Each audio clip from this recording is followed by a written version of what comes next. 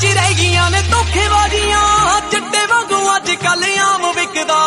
ਉੱਡਦੀ ਕਬੂਤਰੀ ਕੋਈ ਔਖੀ ਗੱਲ ਨਹੀਂ ਜਿਹੜੇ ਲਾਉਂਦੇ ਨੇ ਵੀ ਉਹਨਾਂ ਵਿੱਚੋਂ ਨਸ਼ਾ ਦਿਸਦਾ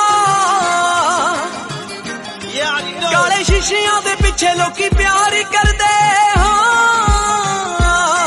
ਕਾਲੇ ਸ਼ੀਸ਼ਿਆਂ ਦੇ ਪਿੱਛੇ ਲੋਕੀ ਪਿਆਰ ਕਰਦੇ